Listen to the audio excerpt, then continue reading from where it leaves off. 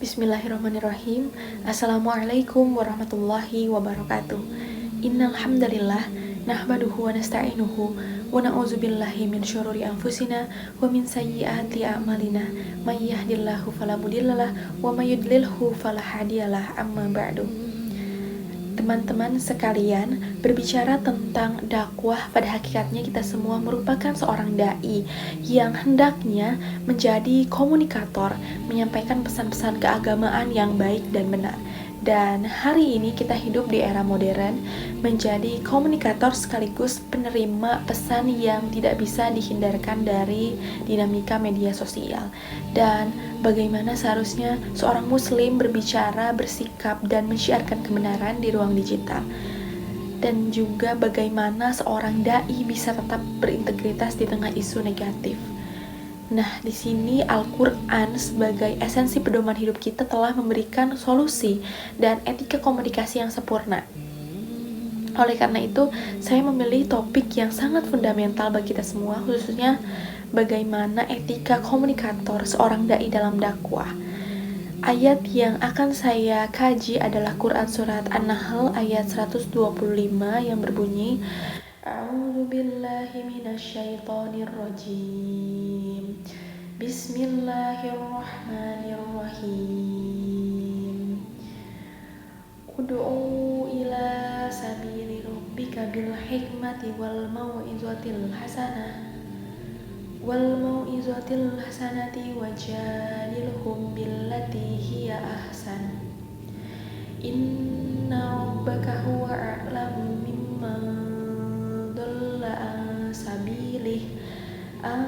sabilihi wa huwa a'lamu bil muhtadin. Shadaqallahul azim.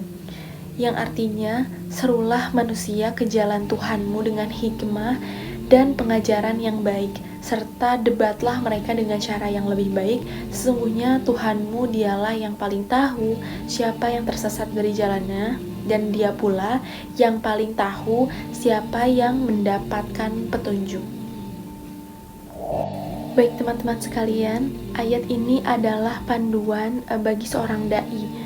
Dalam tafsir, seperti yang diringkas oleh Ibnu Katsir, Allah memerintahkan Nabi dengan kalimat ud'u atau fi'il amr dari kalimat da'a yad'u, atau berartikan panggillah Muhammad dan untuk kita semua untuk menyeru manusia dengan 3 metode utama, yaitu yang pertama bil hikmah atau diserukan dengan cara yang bijaksana.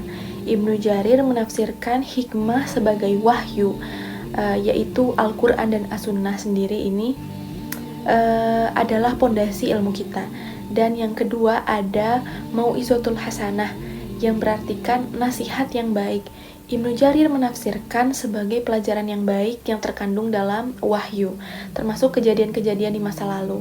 Lalu yang ketiga ada jidal billati hiya ahsan, yang dapat diartikan adalah bantahan atau debat yang baik, yaitu melakukan perdebatan dengan lemah lembut, tutur kata yang baik dan bijaksana.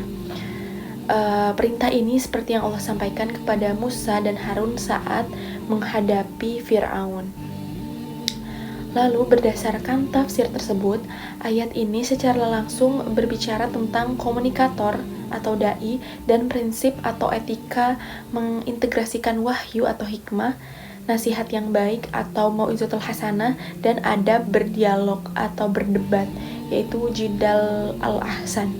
Ini adalah etika wajib kita, khususnya pada mahasiswa komunikasi penyiaran Islam dalam memproduksi konten atau dalam menyiarkan pesan-pesan, khususnya pesan keagamaan, agar pesan dakwah menjadi efektif untuk disampaikan.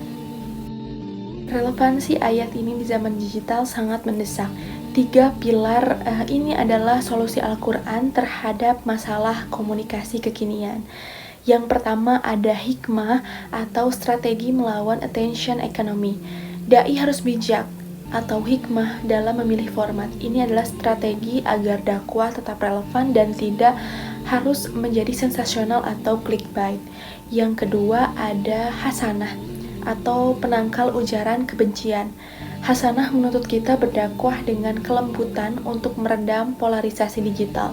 dan pesan yang disampaikan secara solutif dan inklusif, bukan dengan cara menghakimi.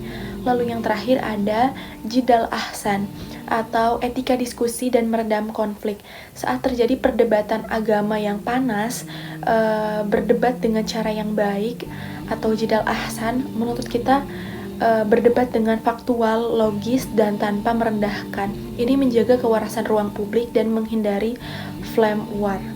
Dan lalu sebagai muslim, kita harus bersikap sebagai komunikator yang berintegritas dan problem solver.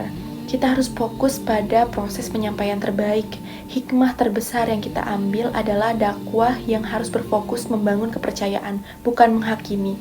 Di era digital dan keraguan informasi, penerapan hikmah dan mau'izatul hasanah adalah kunci untuk membangun kredibilitas atau sikoh, dan kita tidak boleh merasa kecewa terhadap apa yang menyimpang, karena sesungguhnya hidayah adalah urusan Allah Subhanahu wa Ta'ala. Demikian analisis dan kontekstualisasi saya mengenai Quran Surat An-Nahl ayat 125. Terima kasih atas perhatiannya.